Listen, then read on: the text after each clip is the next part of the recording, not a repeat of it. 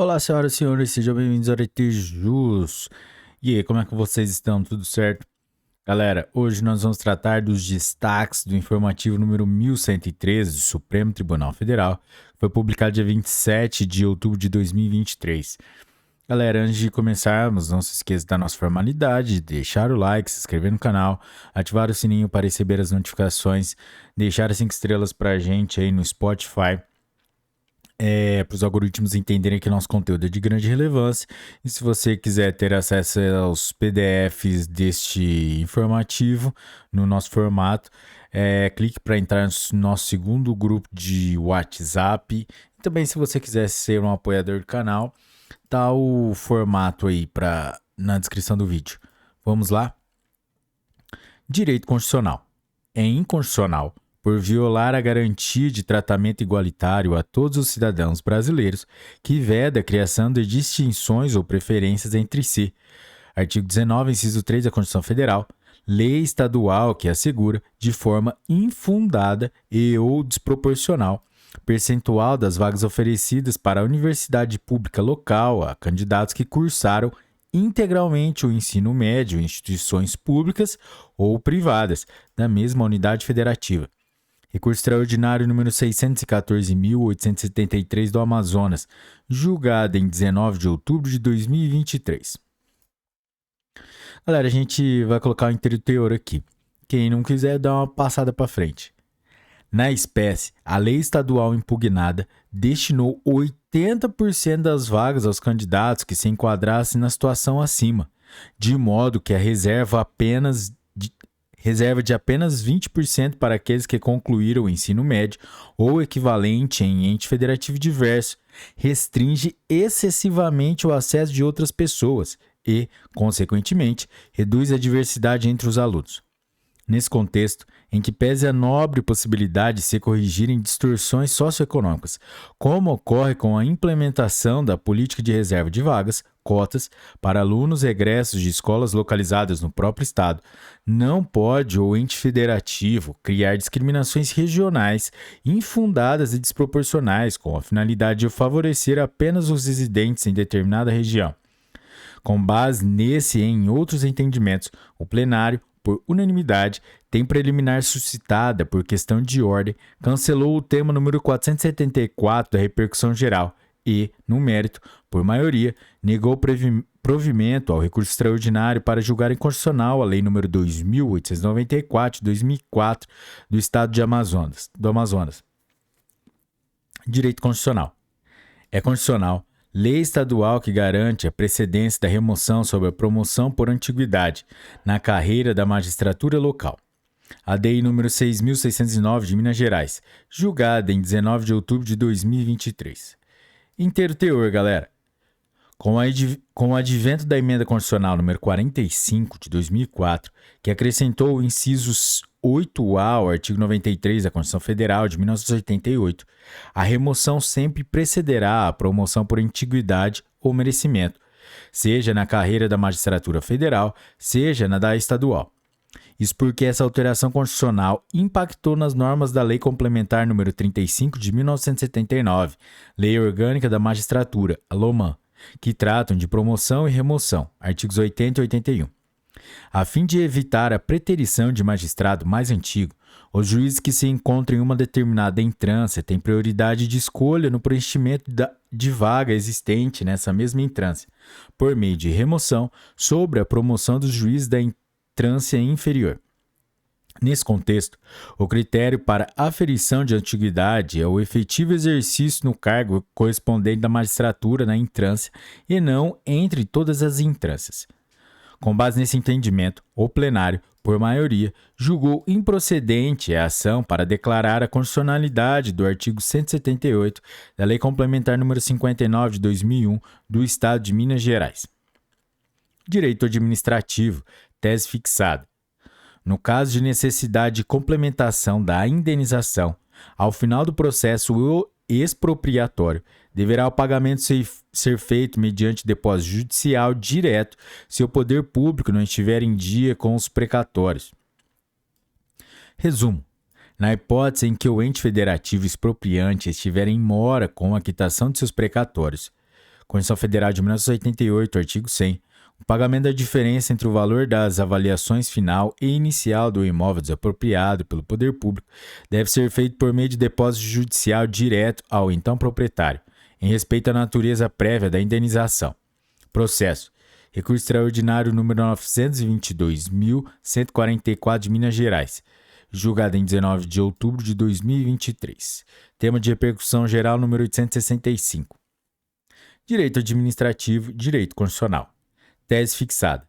É condicional a aplicação do piso salarial nacional dos agentes comunitários de agentes de saúde e agentes de combate a endemias, instituído pela Lei nº 12.994, aos servidores estatutários dos entes subnacionais, em consonância com o artigo 198, parágrafo 5º da Constituição Federal, com a redação dada pelas emendas constitucionais número 63 de 2010 e 120 de 2022, cabendo à União arcar com os ônus da diferença entre o piso nacional e a legislação do ente municipal. Segunda tese. Segundo ponto. Até o advento da Lei 9.646 de 2022, a expressão piso salarial para os agentes comunitários de saúde e agentes de combate às endemias corresponde à remuneração mínima considerada nos termos do artigo 3º, inciso 19 da Lei 8.629 de 2014.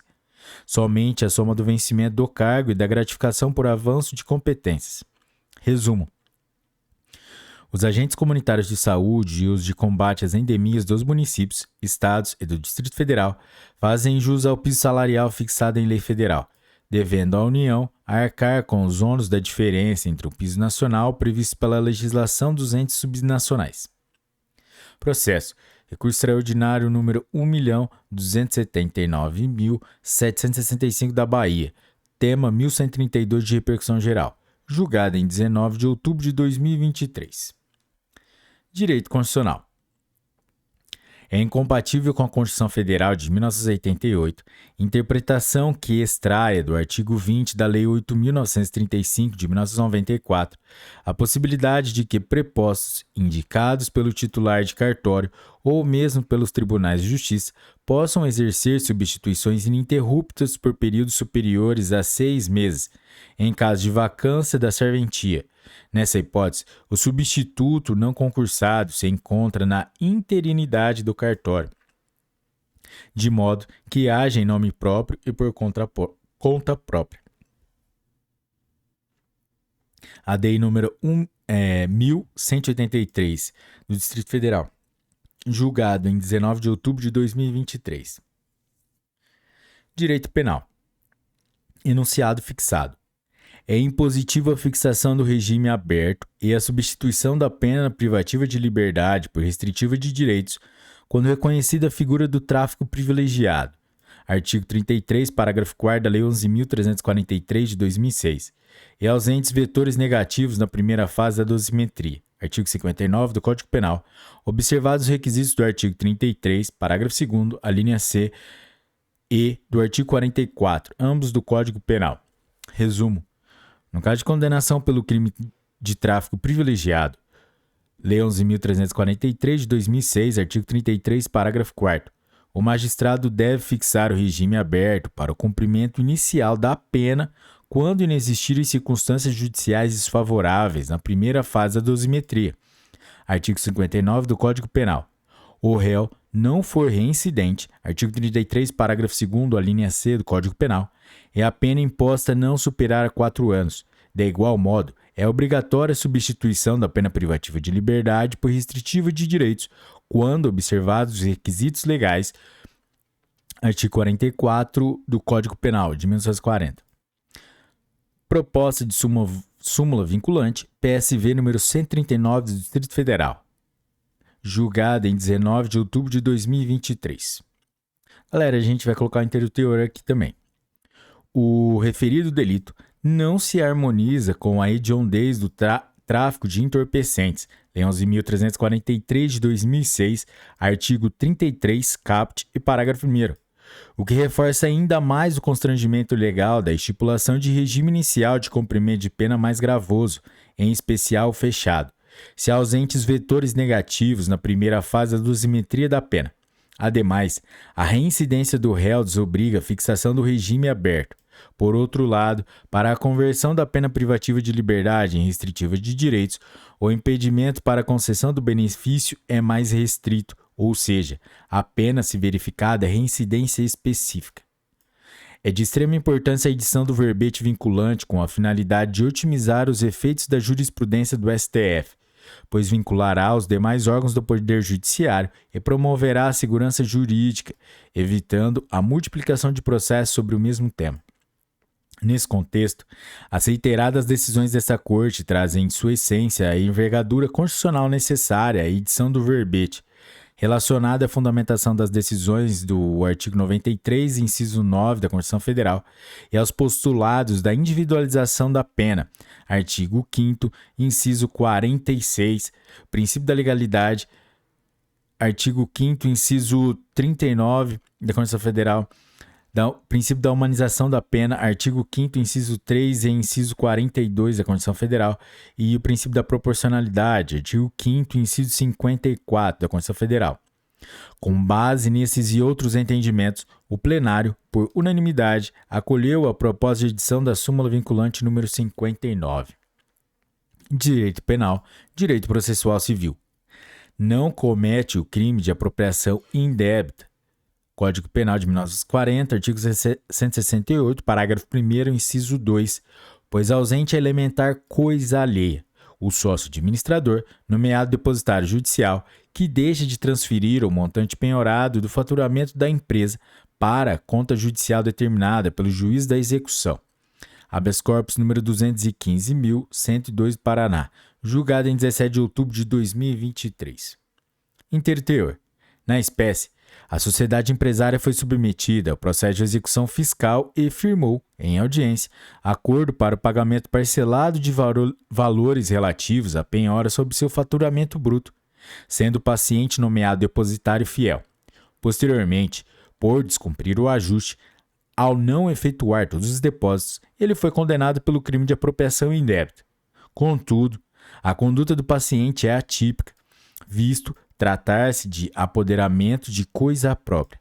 Isso porque, ainda que a empresa seja de responsabilidade limitada, a determinação judicial na penhora de faturamento é dirigida ao depositário para que reserve valores de que já tem a propriedade e disponibilidade e, em momento seguinte, transfira o montante penhorado para a conta judicial específica. Ademais, ainda que atue como auxiliar da Justiça para assegurar a efetivação da execução, o fiel depositário, em respeito ao princípio da legalidade, só pode ser condenado na esfera penal se praticar um fato previamente definido como crime. Com base nesses entendimentos, a segunda turma, por maioria, rejeitou a preliminar formulada no sentido de afetar o julgamento do feito ao plenário e, no mérito, também por maioria, concedeu a ordem de habeas corpus para absolver o paciente por ausência de conduta típica. Direito eleitoral, direito constitucional. Tese fixada. É inconstitucional a omissão do poder público em ofertar nas zonas urbanas, em dias de eleições, transporte público coletivo de forma gratuita e em frequência compatível com aquela praticada em dias úteis. Resumo: configura omissão inconstitucional do poder público a falta de oferta com a mesma frequência e regularidade dos dias úteis de transporte público coletivo gratuito nas zonas urbanas em dia de eleições. A DPF número 1013 do Distrito Federal, julgada em 18 de outubro de 2023. Inteiro teor. O fornecimento desse serviço já é previsto para os eleitores residentes em zonas rurais, Lei nº 6.091 de 1974 e Resolução TSE número 23.669 de 2021. Assim, a falha em assegurar o exercício do direito ao voto a todos os cidadãos representa violação ao texto constitucional, artigo 14 da Constituição Federal de 1988, na medida em que é dever do Estado adotar medidas capazes de concretizar os direitos previstos na Constituição Federal, no caso, que todos tenham plenas condições de participar do processo eleitoral. A ausência de política pública com essa finalidade tem o potencial de criar, na prática, um novo tipo de voto censitário, que retira dos mais pobres a possibilidade de participação no processo eleitoral, tendo em vista a extrema desigualdade social existente no Brasil. Ademais, a medida promove o combate à ilegalidade, evitando que o transporte seja utilizado estrategicamente em localidades específicas e sirva como instrumento de interferência no resultado eleitoral.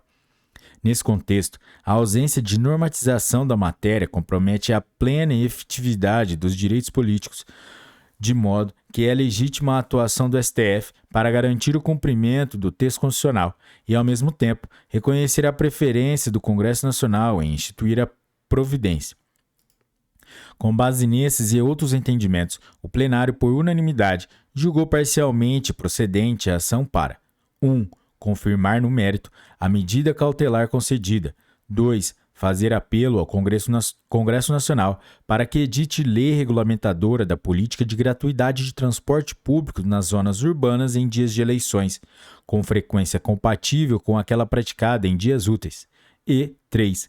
Caso não editada a lei referida no item anterior, determinar ao poder público que, a partir das eleições municipais de 2024, oferte, nas zonas urbanas, em dias de eleições, transporte coletivo municipal e intermunicipal, inclusive o metropolitano. Galera, é isso aí, chegamos ao final de mais um episódio e hoje nós tratamos os destaques do informativo número 1103, que foi publicado hoje, dia 27 de outubro de 2023, sexta-feira. Galera, se você chegou até aqui porque você gostou do episódio, então deixe o seu like, se inscreva no canal, ative o sininho para receber as notificações, deixe 5 estrelinhas pra gente aí no Spotify e acesse a descrição do vídeo, que é muito importante, que tem as playlists do nosso grupo do WhatsApp para você ter acesso aos PDFs das novidades legislativas e dos informativos que são editados no nosso formato. E também, se você quiser ser um apoiador, mande um pix pra gente para aretejus@gmail.com. Galera, é isso aí, um forte abraço, bons estudos, um ótimo final de semana e daqui a pouco tem jurisprudência em teses também para gravar. E até a próxima. Um forte abraço. Tchau.